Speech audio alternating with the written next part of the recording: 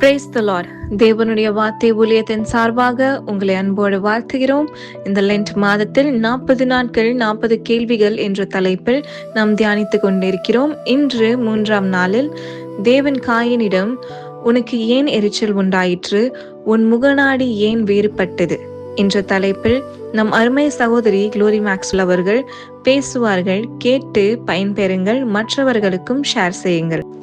Praise the Lord. கிறிஸ்துவுக்குள் மிகவும் பிரியமான என் அன்பு சகோதர சகோதரிகளே, உலக இரட்சகராம் நமது அருமை ஆண்டவர் இயேசு கிறிஸ்துவின் நாமத்தில் உங்களுக்கு அன்பின் வாழ்த்துக்களை தெரிவித்துக் கொள்கின்றேன்.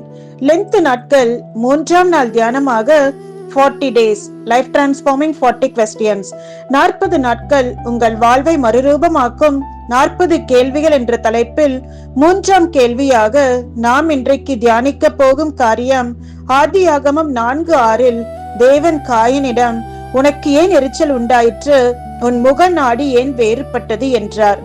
காயினுக்கு ஏன் எரிச்சல் உண்டாயிற்று?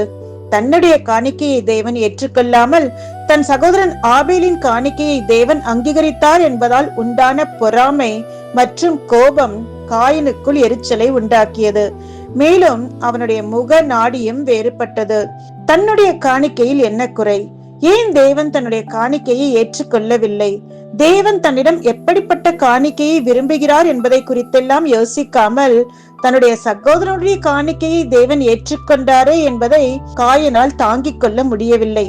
நியாயமாக பார்த்தால் மூத்த சகோதரனாகிய இந்த காயின் என்ன செய்திருக்க வேண்டும்? தன்னுடன் பிறந்த தன் சகோதரனாகிய ஆபேலின் காணிக்கையை தேவன் அங்கீகரித்ததை குறித்து சந்தோஷப்பட்டிருக்க வேண்டும் இல்லையா? தன் சகோதரனுக்காக சந்தோஷப்பட வேண்டிய காயின் சந்தோஷப்படுகிறதற்கு பதிலாக அவன் மீது பொறாமை கொண்டு கோபமும் எரிச்சலும் அடைந்தான். காயினுடைய இந்த எரிச்சல், கோபம், பொறாமை அவன் உள்ளத்தில் தன் சகோதரனுக்கு விரோதமாக பகை உணர்ச்சியை உண்டாக்கியது. இந்த பகை உணர்ச்சி காயினை பாவத்தில் விடக்கூடாது என்ற அக்கறையோடுதான் தேவன் காயினிடம் அவனது கோபம், எரிச்சல் மற்றும் பொறாமை குணத்தை கட்டுப்படுத்தி பாவத்திற்கு இடம் கொடுக்காமல் பாவத்தை மேற்கொள்ளும்படியாக அறிவுறுத்தினார்.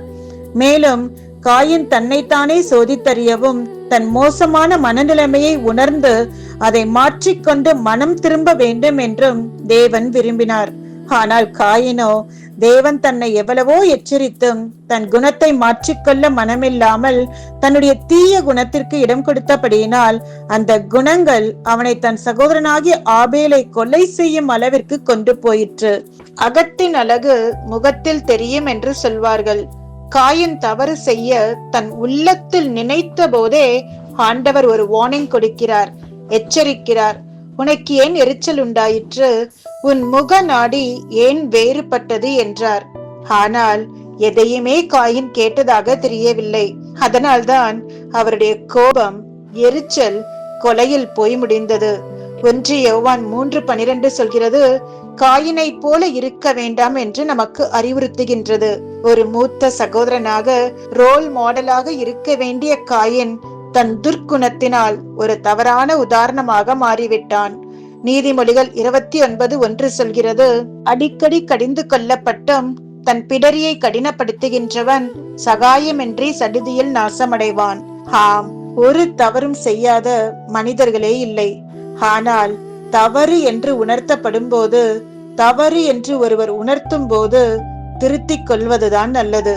ஆம், காயினுக்கு எரிச்சல் உண்டாகி அவனுடைய முக நாடி வேறுபட்ட போதே அவன் கர்த்தருடைய எச்சரிப்பை கேட்டு தன் துர்க்குணத்தை மாற்றிக்கொண்டு மனம் திரும்பி தேவனிடத்தில் வந்திருந்தால் அவன் ஒரு கொடூரமான கொலைக்காரனாக மாறியிருக்க மாட்டான். கொலை செய்துவிட்ட பின்பு கூட ஆதியாகமம் 4:10 தேவன் காயினை நோக்கி, என்ன செய்தாய், உன் சகோதரனுடைய இரத்தம் பூமியிலிருந்து என்னை நோக்கி கூப்பிடுகிறது என்றும், மேலும் 11ஆம் வசனத்தில் உன் சகோதரனுடைய இரத்தத்தை உன் கையிலே வாங்கிக் கொள்ள தன் வாயை திறந்த இந்த பூமியில் நீ சபிக்கப்பட்டிருப்பாய் என்று கர்த்தர் சொல்லும் போது கூட அவன் மனம் திரும்பாமல் தன் சகோதரனை கொலை செய்து விட்டோமே என்று கொஞ்சம் கூட வருத்தப்படாமல் தேவனிடத்தில் தான் செய்த தவறுக்காக தன்னை தாழ்த்தி மன்னிப்பும் கேட்காமல் தேவனை நோக்கி எனக்கு கொடுத்த தண்டனை என்னால் சகிக்க முடியாது என்று எதிர்த்து பேசுகிறான். அந்த அளவிற்கு பாவம் அவனுடைய இருதயத்தை கடினப்படுத்தி விட்டது. ஒருவேளை காயின் தன்னை தாழ்த்தி தன் தவறுக்காக மன்னிப்பு கேட்டிருப்பான், ஆனால் தேவன் நிச்சயம் அவனை மன்னித்திருப்பார். ஆனால் காயினோ தன்னுடைய இருதய கடினத்தினால் தன் துர்க்குணத்திலேயே இருந்து விட்டான். இதனால் தேவ சந்நிதியை விட்டு புறப்பட்டு தேவன் அவனுக்கு வைத்த ஸ்தானத்தையும் இழந்து போனான். வேதத்தில் நாம் பார்த்தோமானால் காயினுடைய சந்ததியை குறித்து பெரிதாக அவர்கள் யாரும் ஆசீர்வதிக்கப்பட்டார்கள் என்று சொல்லப்படவில்லை. காயினுடைய தலைமுறை அவர்களுடைய துர்க்குணத்தினால் நோவா காலத்து பெருவெள்ளத்தில் அழிக்கப்பட்டது என்று சொல்லப்படுகிறது. ஒரு மனிதனுடைய கோபம், எரிச்சல், பொறாமை அவன் மொத்த சந்ததியுமே அழித்து விட்டது. ஆங்கிலத்தில் இப்படியாய் சொல்வார்கள், anger one letter short of danger என்று. ஆம், இந்த காயினுடைய கோபத்தின் விளைவை பாருங்கள், ஒரு சந்ததியையே உருக்குலைத்து விட்டது. நான் படித்த ஒரு காரியத்தை உங்களுக்கு சொல்லுகிறேன். ஒரு தகப்பன் தான் புதிதாய் வாங்கிய ரோல்ஸ் ராய்ஸ் காரை தன் வீட்டு முன் நிறுத்திவிட்டு வீட்டிற்குள் போனார். அப்போது அவருடைய சின்ன மகள் ஒரு 5 வயது இருக்கும். அவள் வேகமாக ஓடி போய் அந்த கார் பேனட்டில் ஏதோ ஒன்றை கிறுக்கிக் கொண்டிருந்தாள். இதை கவனித்து அந்த தகப்பன் கோபத்தில் தன்னிடம் இருந்த சுத்தியலை எடுத்துக்கொண்டு ஓடி போய் தன் மகளுடைய கையில் பலமாக பல தடவை அடித்து விட்டார். அந்த சிறு குழந்தை வலி தாங்க முடியாமல் கதறின போதுதான் இவருக்கு உணர்வு வந்து தன் மகளுடைய கையை பார்க்கிறார். அந்த கைகளில் உள்ள எல்லா விரல் எலும்புகளும் நொறுங்கி போய் ரத்தம் கொட்டி கொண்டிருந்தது. உடனே அவர் மருத்துவமனைக்கு ஓடோடி சென்றார். மருத்துவர்கள் பரிசோதித்து பார்த்து கைவிரல்கள் எல்லாம் நொறுங்கி போய்விட்டது, இனி வாழ்நாள் முழுவதும் அவளுக்கு விரல்களே இருக்காது என்று சொல்லிவிட்டனர். இதை கேட்டு மனமுடைந்து அழுத அந்த தகப்பன் வீட்டிற்கு வந்து காரில் தன் மகள் கிறுக்கின அந்த கிறுக்களை கிட்ட போய் பார்த்தபோது அதிலே அவருடைய அன்பு மகள் அந்த பேனட்டில் ஐ லவ் யூ டாடி என்று எழுதியிருந்தாள். இதை பார்த்ததும் அவர் உள்ளமுடைந்து போனார். அங்கிருந்து அவருடைய நண்பர் சொன்னார், அந்த குட்டி மகள் எழுதின பேனாமை அழித்தால் அழிந்து விடக்கூடியது, மாத்திரமல்ல அது புதிதாக வாங்கிய கார் என்பதால் எந்த ஒரு செலவும் செய்யாமலே வாரண்டி பீரியடில் சரி செய்து கொள்ளலாம் என்று சொன்னார். ஆனால் என்ன பிரயோஜனம்? அவருடைய ஒரு நிமிட கோபம் அவருடைய மகள் வாழ்க்கையில் ஆயுசுக்கும் சரி செய்ய முடியாத இழப்பை ஏற்படுத்தி விட்டது. உயிரற்ற பொருளுக்காக உயிருள்ள தன் மகளுடைய கையையே இல்லாமல் செய்து விட்டார். மத்தேயு 5:22 சொல்கிறது, நான் உங்களுக்கு சொல்லுகிறேன், தன் சகோதரனை நியாயமில்லாமல் கோபித்துக் கொள்பவன் நியாய தீர்ப்புக்கு ஏதுவாயிருப்பான்.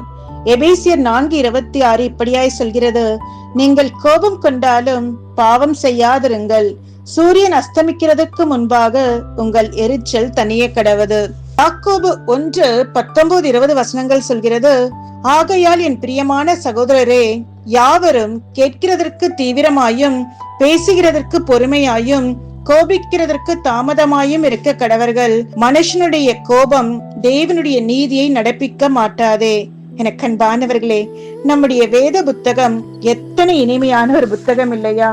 நம்முடைய அத்தனை கேள்விகளுக்கும் அது பதில் கொடுக்கிறது.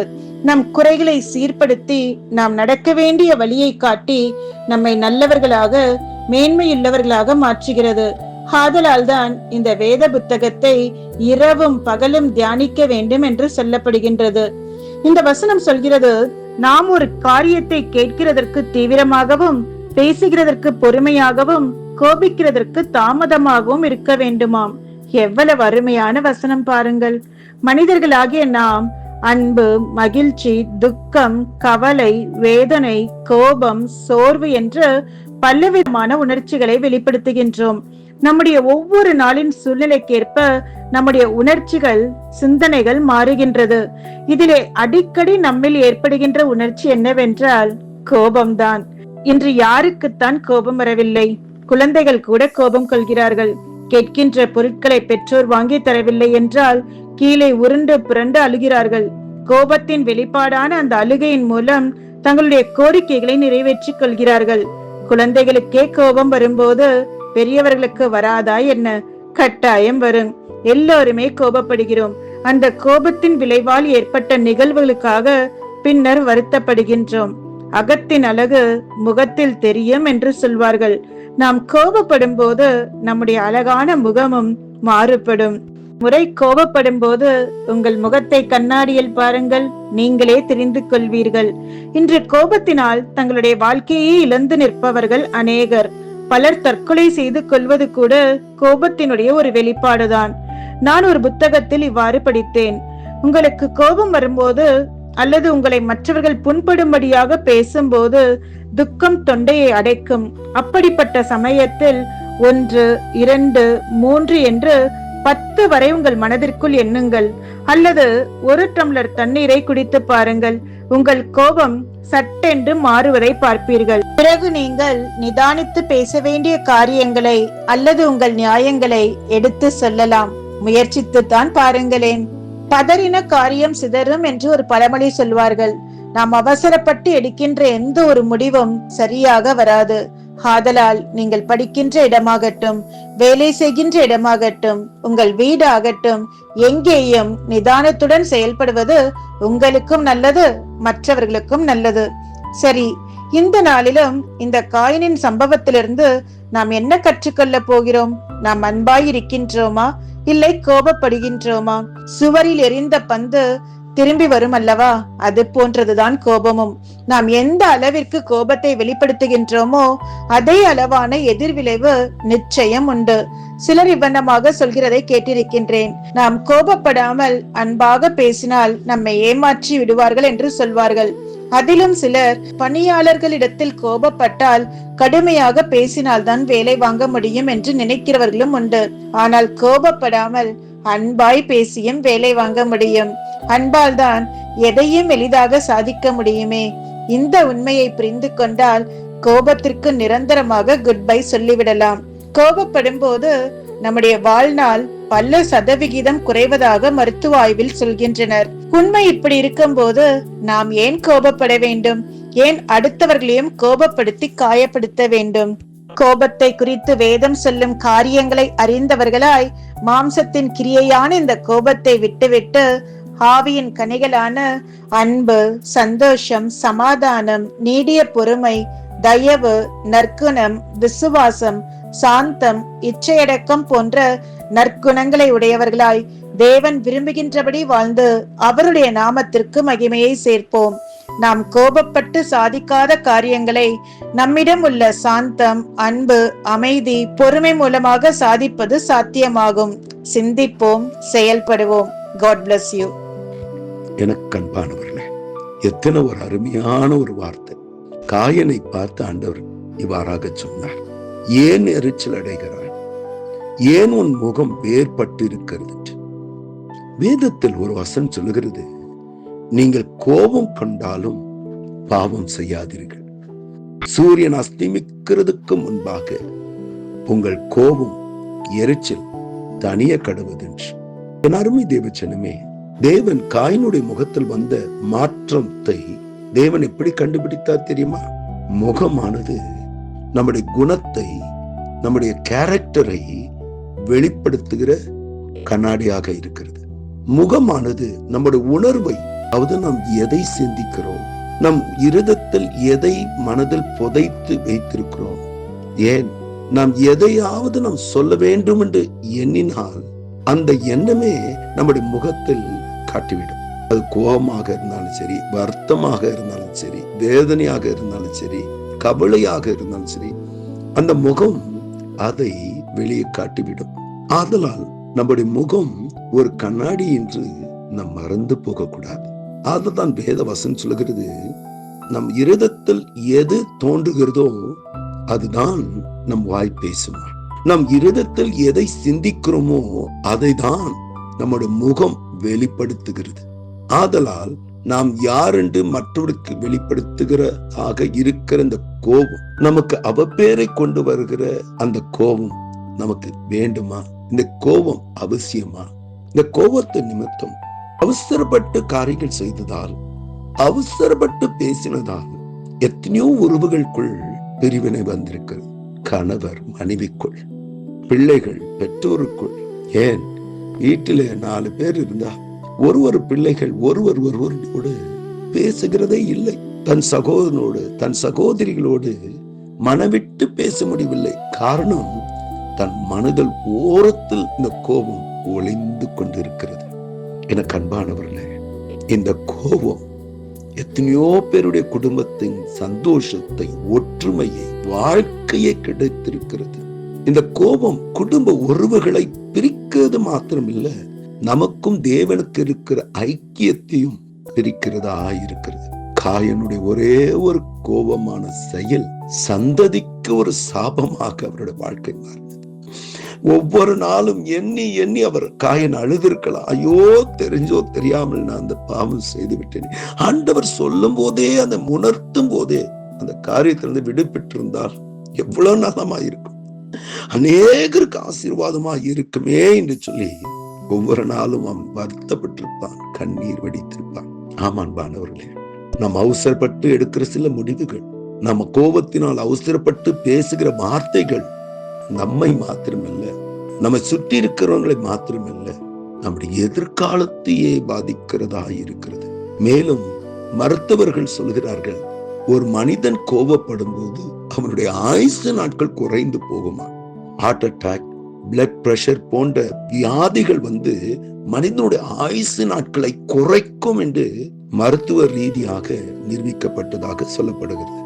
எனக்கு அன்பானவர்களே, ஆதலால் இப்படிப்பட்ட நம்முடைய ஆயுசு நாட்களை குறைக்கிற, நம்முடைய சுகத்தை கெடுக்கிற, நம்முடைய சந்தோஷத்தை கெடுக்கிற, குடும்பத்தின் ஒற்றுமையை அழிக்கிற இந்த கோபம் நமக்கு வேண்டுமா? இந்த கோபம் அவசியமா என்று சற்று யோசித்து பார்ப்போம். அதில் அந்த தேவையில்லாத கோபத்தை தூக்கி போடுவோம். வாழப்போகிற ஒரே ஒரு வாழ்க்கை, மன்னிப்போம், மறப்போம், சந்தோஷமான வாழ்க்கை வாழ நம்மை அர்ப்பணிப்போம். நாம் கண்களை மூடி ஜெபம் செய்வோம். அன்பும் இரக்கமுள்ள நல்ல தகப்பனே, நாங்கள் குறை உள்ளவர்கள் என்று அறிவீரப்பா. சில நேரத்தில் எங்கள் அறியாமலே கோபப்பட்டு விடுகிறோம், எரிச்சல் அடை விடுகிறோம். சில காரியங்கள் கேட்டதால, பார்த்ததால, மனதுக்குள் ஏற்றுக்கொள்ள முடியாமல் இருந்ததால சில காரியத்தில் நிமித்தம் நாங்கள் எரிச்சல், கோபம் வருகிற உண்மைதான். நாங்கள் குறை உள்ளவர்கள் அப்பா.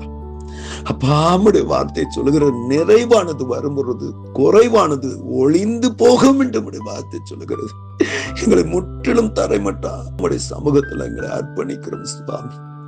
அப்பா, அந்த சிலுவை பாடுகள் மத்தியிலும், கல்வர்கள் மத்தியிலே ஒரு கல்வனை போல தொங்கிக் கொண்டிருந்த போதும், எல்லாரும் சிலுவையை அறியும் அறியும் என்று சொல்லிக் கொண்டிருந்த போதும், மனதுக்குள் வேதனைகள், மனதுக்குள் கஷ்டங்கள், எந்த மக்களை அணைக்கும்படி ஆசீர்வதிக்க நன்மை செய்ய வந்தானோ அதே மக்கள் என்னை சிலுவையை அறியும் என்று சொல்லுகிற வார்த்தைகளை கேட்டு உள்ளம் உடைந்திருக்க கூடும்.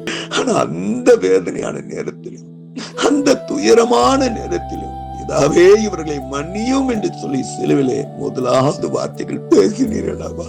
அதே அன்பு உமக்குள்ள இருந்த, அதே அன்பு உமக்குள்ள இருந்த, அதே மன்னிக்கிற சுவாமி, உமக்குள்ள இருக்கிற அதே மனதுருக்கத்தை எங்களுக்கு தாங்க சுவாமி. சகோதர சிநேகம் மேன்மையான சிநேகம் என்று வேதவசனம் சொல்லுகிறது போல நம்முடைய அன்பை வெளிப்படுத்துகிற வாழ்க்கை, கோபத்தை அல்ல, பகையை அல்ல, எரிச்சல் அல்ல, அன்பு மட்டும் அப்பா. அன்பு சகலத்தையும் தாங்கும், சகலத்தையும் மன்னிக்கும் என்று வேதவசனம் சொல்லுகிறது அல்லவா? அதெல்லாம் மூக்குள்ள இருந்த அதே அன்பை எங்களுக்கு தாங்கப்பா. வாழப்போகிறது ஒரே ஒரு வாழ்க்கை. எதுக்கு தேவையில்லாத கோபம், எரிச்சல், பகை அவைகளெல்லாம் விட்டு விடுவோம். மரியாதை தேவையானது ஒன்று, நல்ல பங்கை தெரிந்து கொண்டார். நாமும் நல்ல பங்காகிய தேவ அன்பை நாடுவோம். அதை பெரும்படி நம்மை அர்ப்பணிப்போம். தேவ சமாதானம், தேவ சந்தோஷம், நிறைவான ஆசீர்வாதம் ஒவ்வொருடைய வாழ்க்கையிலே காணப்படட்டும். நீர் அப்படியே செய்ய போகிறதுக்காக நன்றி. ஆமென், ஆமென். எனக்கு அன்பானவர்களே, இந்த வார்த்தையே உங்களுக்கு மிகுந்த ஒரு ஆறுதலாக, ஆசீர்வாதமா இருக்கும் என்று நான் நம்புகிறேன். உங்களுக்கு தெரிந்த அன்பானவர்கள் ஷேர் பண்ணுங்க, ஃபார்வர்ட் பண்ணுங்க. யூடியூப் சேனலை சப்ஸ்கிரைப் பண்ணுங்க. மேலும் கீழே உள்ள பெல் பட்டனை கிளிக் பண்ணுங்க. மேலும் கமெண்ட் செஷன்ல உங்களுடைய கமெண்ட்ஸை பதிவு செய்யுங்க. கர்த்தர் உங்களை அதிகமா ஆசீர்வதிப்பார். God bless you.